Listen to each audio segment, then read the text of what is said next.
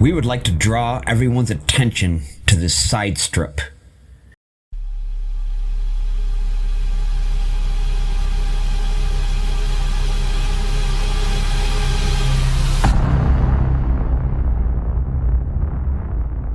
We would like to draw everyone's attention to this side strip.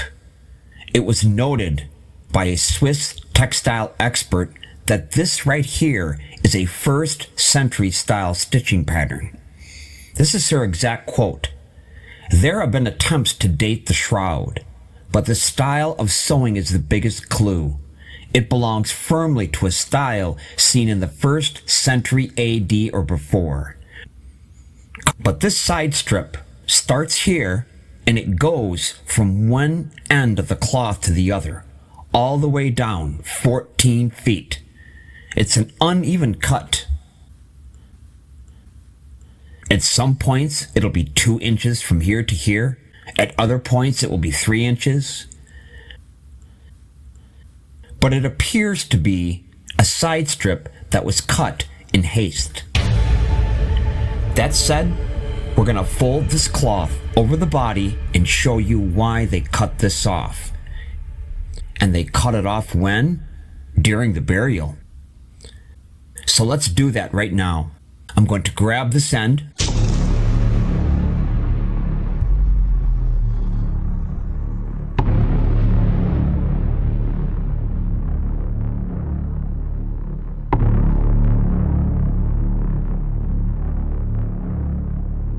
Okay, I have now folded the cloth over the body.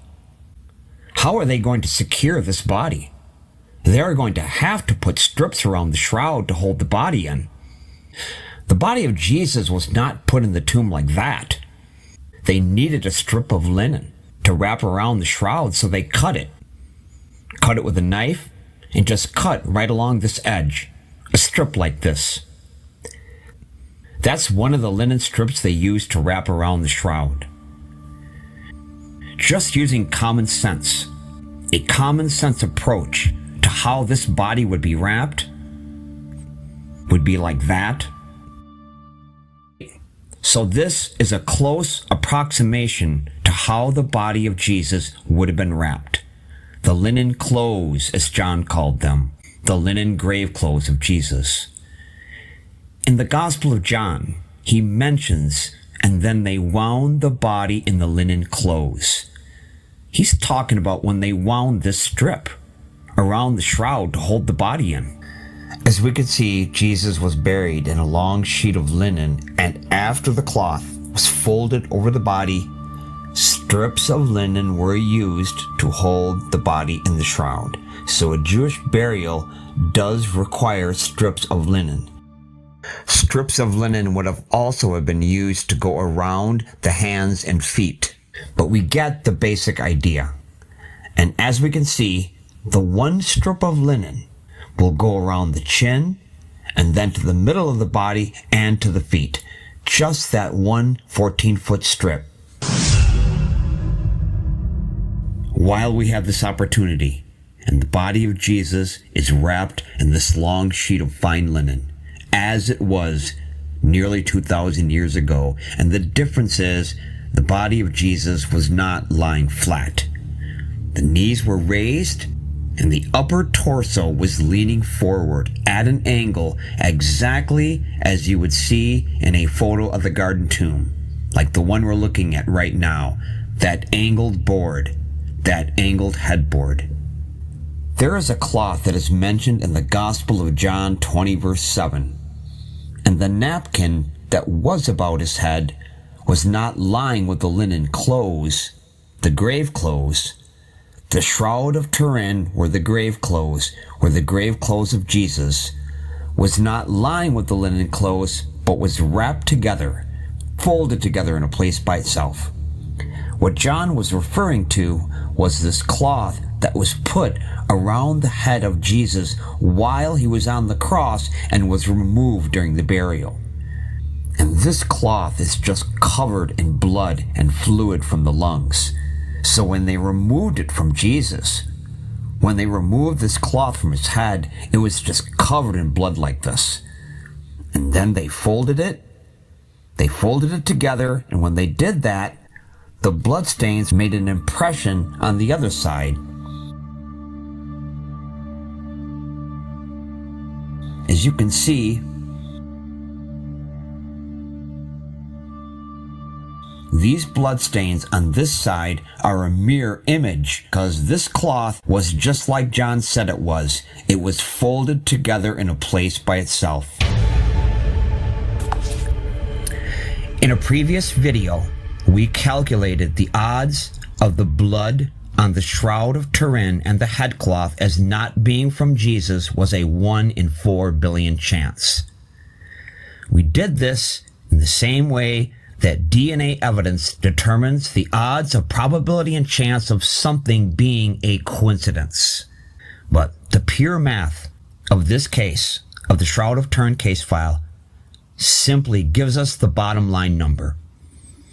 We calculated the math on 4 different match points between the shroud and the headcloth, both with type AB blood, both with myrrh and aloes, both with pollens from a thorn plant from Jerusalem, and both with a rare calcite called travertine aragonite.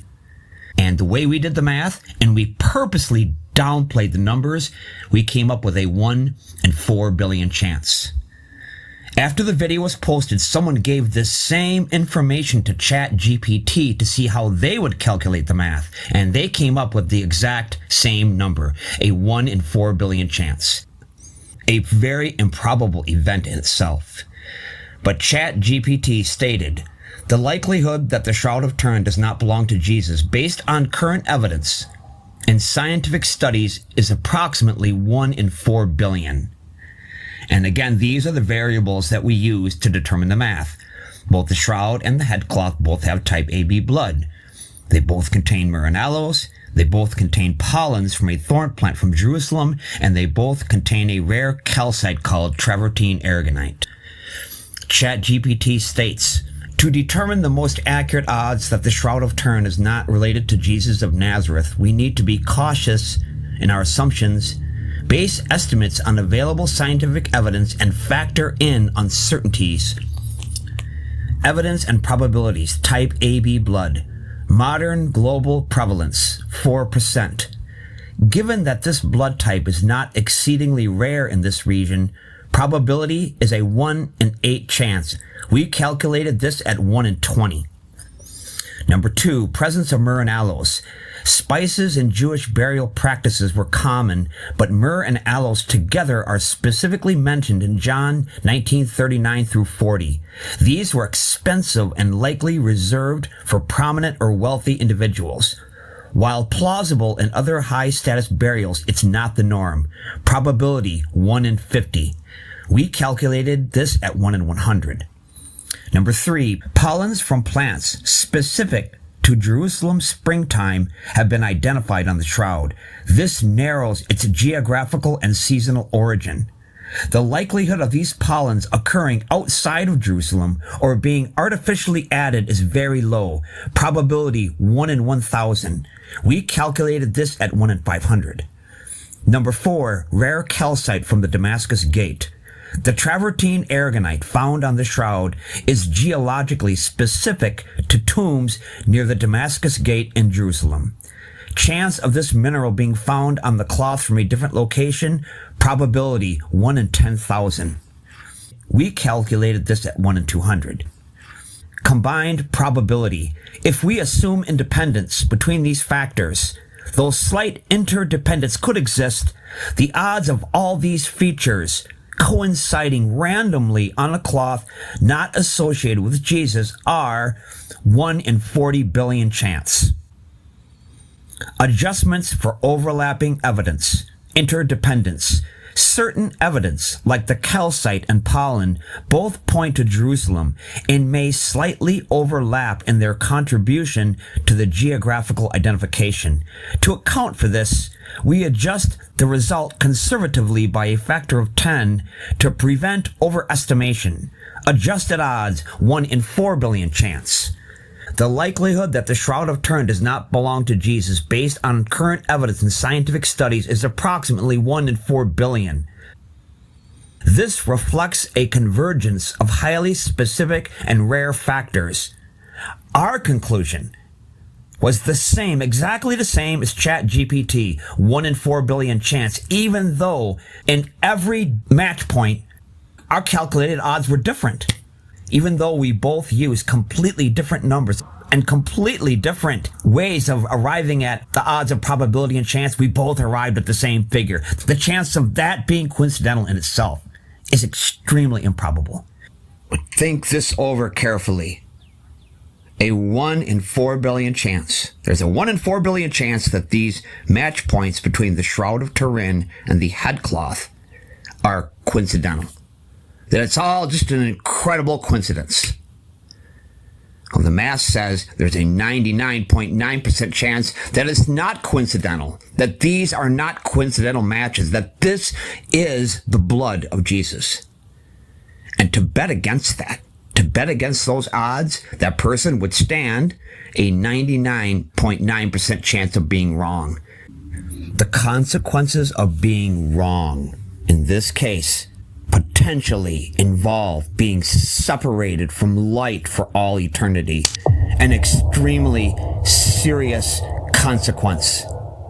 To bet against odds of 1 in 4 billion chance and go with the underdog bet, basically a person saying, you know, there's a 1 in 4 billion chance that I'm right, but I'm gonna gamble with eternity on that one. I'm gonna gamble with all eternity at stake here and go with the extreme underdog bet on that. I like my odds in this. I feel confident with the bet that I placed. Think anyone could say that? I don't think so. No intelligent person of sound mind would ever bet against those odds. We ask that you carefully consider the math evidence before doing that, before dismissing Jesus as being the risen Messiah.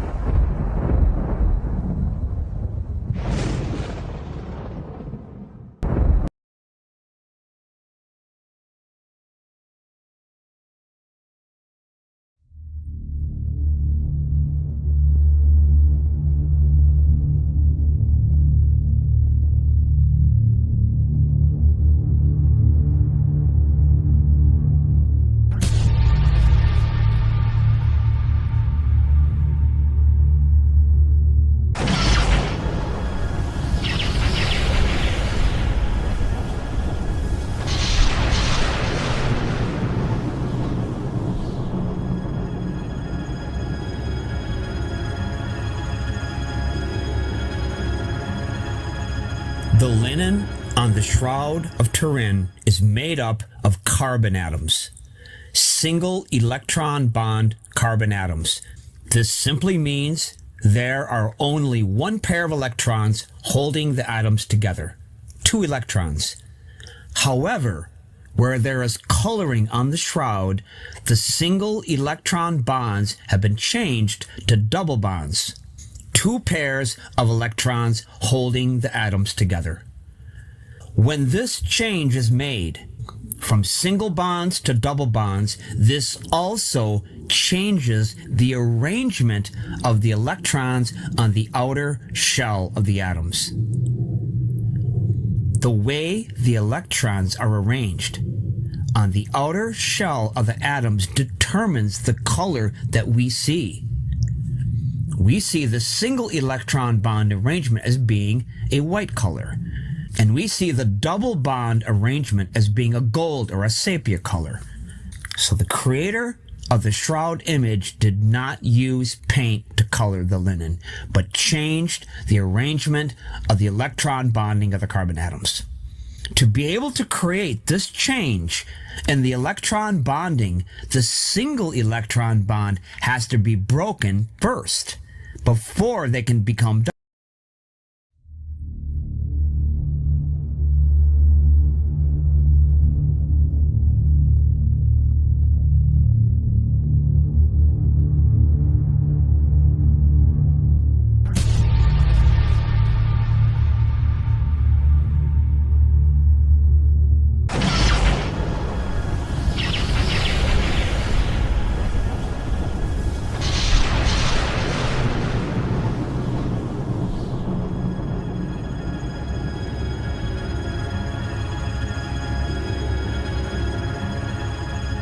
The linen on the Shroud of Turin is made up of carbon atoms, single electron bond carbon atoms. This simply means there are only one pair of electrons holding the atoms together, 2 electrons.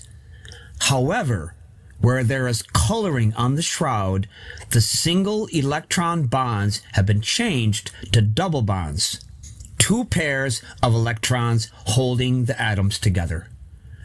When this change is made from single bonds to double bonds, this also changes the arrangement of the electrons on the outer shell of the atoms.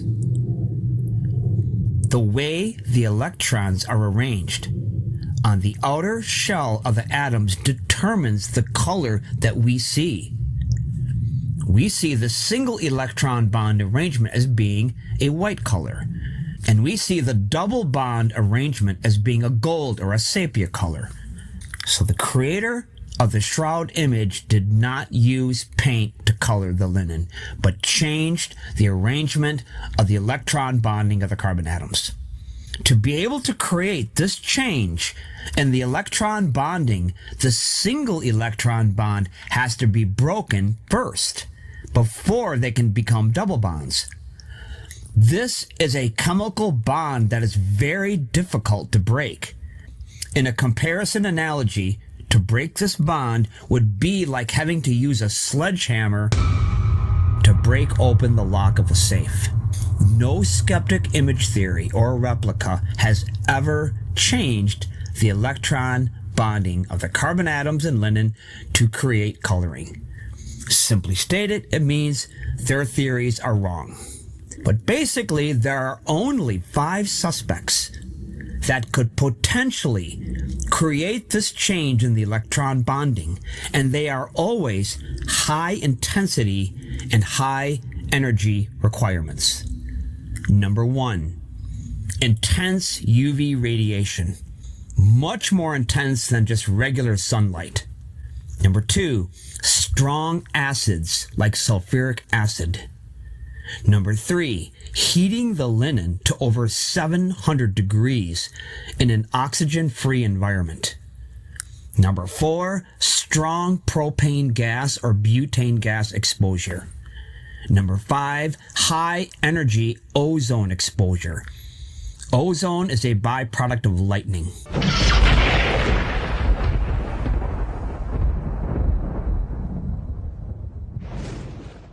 Only 5 suspects in our lineup, and one of these is responsible for creating the image on the shroud.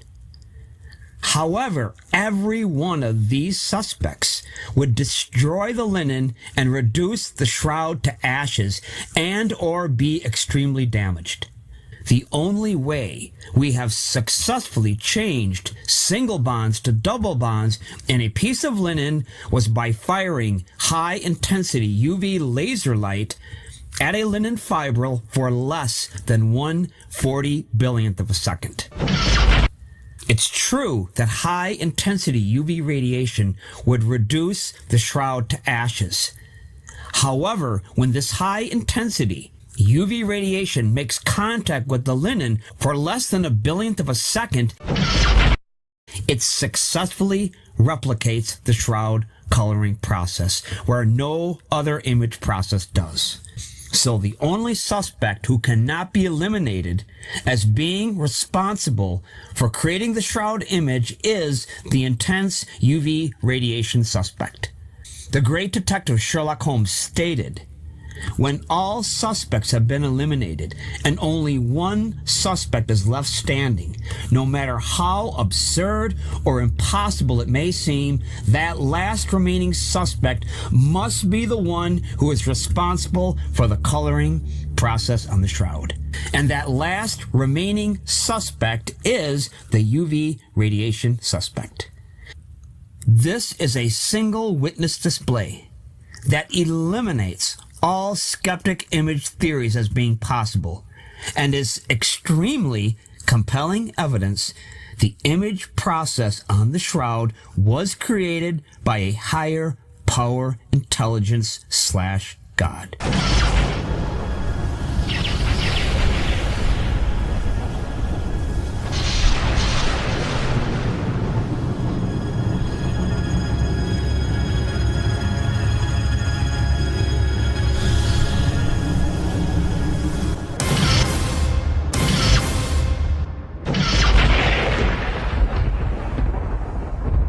Please share this video. We need to get this information out to the public, to people in all 220 countries in the world. They deserve to know the truth.